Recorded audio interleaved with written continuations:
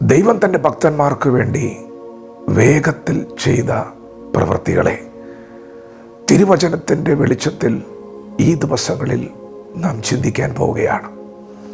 ഇന്ന് പകൽ നാം ധ്യാനിക്കുന്ന വചനഭാഗം ലൂക്കോസിൻ്റെ സുവിശേഷം 18-ാം അധ്യായമാണ്.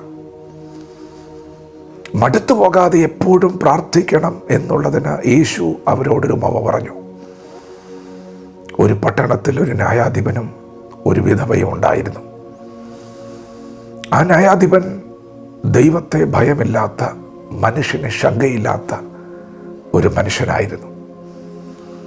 എന്നാൽ ആ പട്ടണത്തിലെ വിധവ തൻ്റെ പ്രതിയോഗിയോട് പ്രതിക്രിയ നടത്തി രക്ഷിക്കണമെന്ന് പറഞ്ഞ് ആ ന്യായാധിപൻ്റെ അടുക്കൽ വന്ന് അപേക്ഷിക്കുവാൻ തുടങ്ങി. എന്നാൽ ആ മനുഷ്യന് അവൾക്ക് വേണ്ടി പ്രവർത്തിക്കുവാൻ മനസ്സിലായിരുന്നു. എന്നാൽ ആ വിധവ തുടർമാനമായി ആ ന്യായാധിപൻ്റെ അടുക്കൽ ചെല്ലുകയും തൻ്റെ കാര്യവും വ്യവഹാരവും നടത്തിത്തരണമെന്ന് അയാളോട് അപേക്ഷിക്കുകയും ചെയ്തു.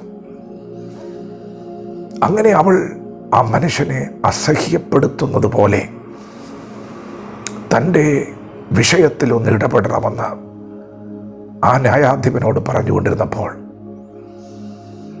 അവൾ അസഹ്യപ്പെടുത്തുന്നത് കൊണ്ട് ഇനി ഞാൻ പ്രതികരിക്കാതിരുന്നാൽ അവൾ ഒരു പക്ഷേ എൻ്റെ മുഖത്തടിക്കും എന്ന് ചിന്തിച്ച് ആ അനീതിയുള്ള ന്യായാധിപൻ അവളുടെ വിഷയത്തിൽ ഇടപെട്ടു.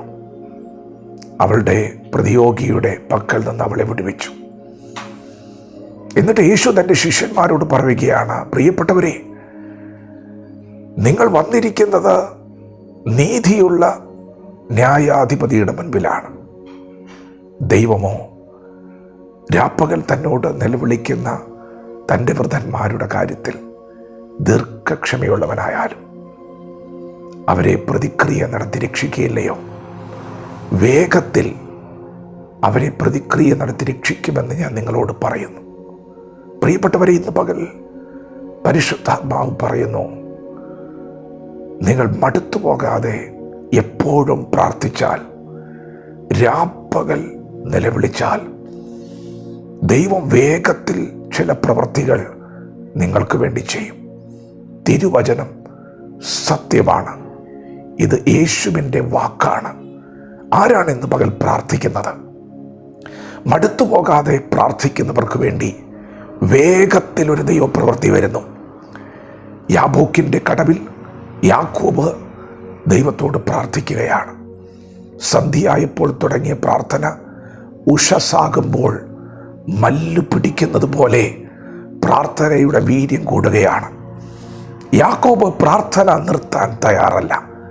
നീണ്ട 20 വർഷത്തെ ജീവിതത്തിൽ കടന്നു വന്ന ചതി, തനിക്ക് നൽകിയ നഷ്ടങ്ങൾ, വേദനകൾ, ഭാരങ്ങൾ തന്നെ വല്ലാതെ അലട്ടുകയാണ്. ഭയം തന്നെ കീഴ്പ്പെടുത്തുന്നുണ്ട്.